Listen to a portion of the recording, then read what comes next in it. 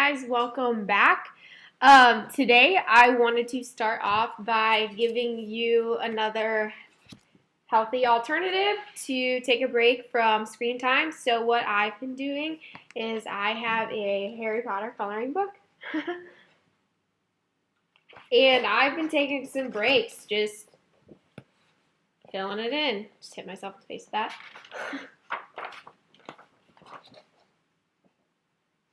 It's taken me hours. I've been doing it pretty much every single day during this stay-at-home order. Hogwarts.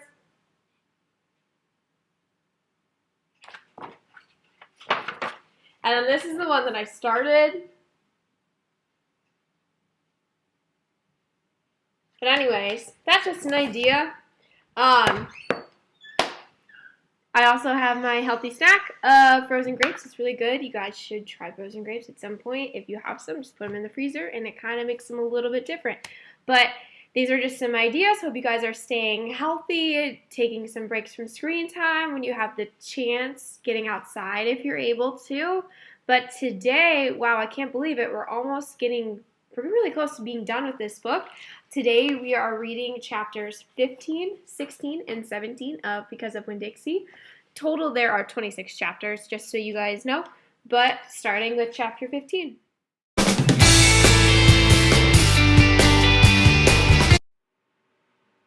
So starting with chapter 15, I'm going to be reading, but going backwards, chapter 14, we left off with Opal at Gloria Dump's house with Winn-Dixie, and Gloria showed Opal and Winn-Dixie the tree she has with bottles hanging in the tree. There was whiskey bottles, wine bottles, beer bottles, and those were to remind her of her ghosts. They're to keep the ghosts away from her. So those bottles are there to keep the ghosts away. And so now, chapter 15, I will go ahead. Chapter 15, the Herman W. Black Memorial Library's air conditioning unit didn't work very good, and there was only one fan, and from the minute me and Winn-Dixie got in the library, he hogged it all. He lay right in front of it and wagged his tail and let it blow his fur all around. Some of his fur was pretty loose and blew right off of him like a dandelion puff. I worried about him hogging the fan, and I worried about the fan blowing him bald, but Miss Franny said not to worry about either thing, that Winn-Dixie could hog the fan if he wanted, and she had never in her life seen a dog made bald by a fan. Sometimes when Miss Franny was telling a story, she would have a fit. They were small fits, and they didn't last long. But what happened was she would forget what she was saying. She would just stop and start to shake like a little leaf. And when that happened, Winn-Dixie would get up from the fan and sit right at Miss Franny Black's side. He would sit up tall, protecting her, with his ears standing up straight on his head like soldiers. And when Miss Franny stopped shaking and started talking again, Winn-Dixie would lick her hand and lie back down in front of the fan. Whenever Miss Franny had one of her fits, it reminded me of Winn-Dixie in a thunderstorm. There were a lot of thunderstorms that summer, and I got real good at holding on to Winn-Dixie whenever they came. I held on to him and comforted him and whispered to him and rocked him, just the same way he tried to comfort Miss Franny when she had her fits. Only I held on to Winn-Dixie for another reason, too. I held on to him tight so he wouldn't run away. It all made me think about Gloria Dump. I wondered who comforted her when she heard those bottles knocking together, those ghosts chattering about the things she had done wrong. I wanted to comfort Gloria Dump, and I decided that the best way to do that would be to read her a book, read it to her loud enough to keep the ghosts away. And so I asked Miss Franny. I said, Miss Franny, I've got a grown-up friend whose eyes are going on her, and I would like to read her a book out loud. Do you have any suggestions? Suggestions, Miss Franny said. Yes, ma'am, I have suggestions. Of course I have suggestions. How about Gone with the Wind? What's that about? I asked her. Why, said Miss Franny, it's a wonderful story about the Civil War. The Civil War, I said? Do not tell me you have never heard of the Civil War. Miss Franny Black looked like she was going to faint. She waved her hands in front of her face. I know about the Civil War, I told her. That was the war between the South and the North over slavery. Slavery, yes, said Miss Franny. It was also about states' rights and money. It was a terrible war. My great-grandfather fought in that war. He was just a boy. Your great-grandfather? Yes, ma'am. Litmus W. Black. Now there's a story. Winn-Dixie yawned real big and lay down on his side with a thump and a sigh. I swear he knew that phrase. Now there's a story. And he knew it meant we weren't going anywhere real soon. Go ahead and tell it to me, Miss Franny, I said. And I sat down cross-legged next to Winn-Dixie. I pushed him and tried to get him to share the fan, but he pretended he was asleep, and he wouldn't move. I was all settled in and ready for a good story when the door banged and pinch-faced Amanda Wilkinson came in. Winn-Dixie sat up and stared at her. He tried out a smile on her, but she didn't smile back, and so he laid down again. I'm ready for another book, Amanda said, slamming her book down on Miss Franny's desk. Well, said Miss Franny, maybe you wouldn't mind waiting. I'm telling India Opal a story about my great-grandfather. You are, of course, more than welcome to listen. It will be just 1 minute. Amanda sighed a real big dramatic sigh and stared past me. She pretended like she wasn't interested, but she was. I could tell. Come sit over here, said Miss Franny. I'll stand. Thank you, said Amanda. Suit yourself, Miss Franny shrugged. Now, where was I? Oh, yes. Litmus. Litmus W. Black.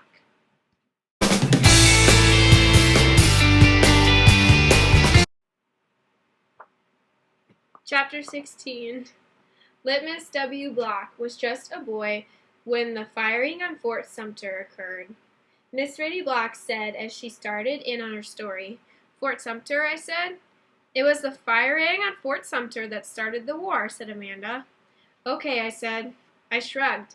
Well, Litmus was 14 years old. He was strong and big, but he was still just a boy. His daddy, Artley W. Black, was already enlisted, and Litmus told his mama that he would not stand by and let the South get beat, and so he went to fight too. Miss Franny looked from the library, and then she whispered, Men and boys always want to fight. They are always looking for a reason to go to war. It is the saddest thing. They have this abiding notion that war is fun, and no history lesson will convince them differently. Anyway, Litmus went and enlisted. He lied about his age. Yes, ma'am. Like I said, he was a big boy, and the army took him, and Litmus went off to war just like that. Left behind his mother and 3 sisters. He went off to be a hero, but he soon found out the truth. Miss Franny closed her eyes and shook her head. What truth? I asked her. Why, that war is hell, Miss Franny said with her eyes still closed. Pure hell. Hell is a cuss word, said Amanda.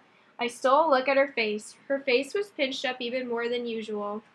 War, said Miss Franny with her eyes still closed, should be a cuss word too. She shook her head and opened her eyes. She pointed at me and then she pointed at Amanda. You, neither of you, can imagine. No, ma'am, Amanda and me said exactly at the same time.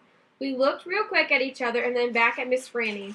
You cannot imagine. Litmus was hungry all the time, and he was covered with all manner of vermin, fleas, and lice. And in the winter he was so cold he thought for sure he would freeze to death, and in the summer, but there's nothing worse than war in the summertime.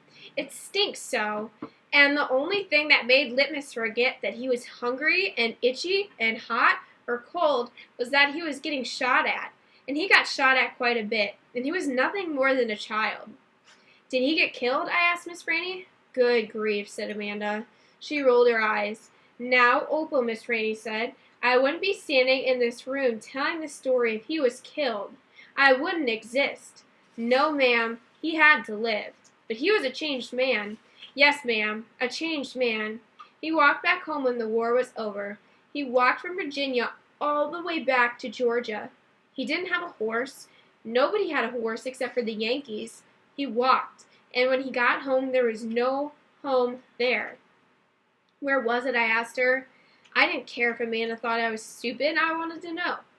Why, Miss Franny shouted so loud when Dixie and Amanda Wilkinson and me all jumped. The Yankees burned it. Yes, ma'am, burned it to the ground. What about his sisters? Amanda asked. She moved around the desk and came and sat on the floor. She looked up at Miss Franny. What happened to them? Dead. Dead of typhoid fever. Oh, no, Amanda said in a real soft voice. And his mama, I whispered. Dead, too. And his father, Amanda asked. What happened to him? He died on the battlefield. Litmus was an orphan, I asked. Yes, ma'am, said Miss Franny Block. Litmus was an orphan. This is a sad story, I told Miss Franny. It sure is, said Amanda. I was amazed that she was agreeing with me about something. I am not done yet, Miss Franny said. Winn-Dixie started to snore, and I nudged him with my foot to try to make him quit. I wanted to hear the rest of the story. It was important to me to hear how Litmus survived after losing everything he loved.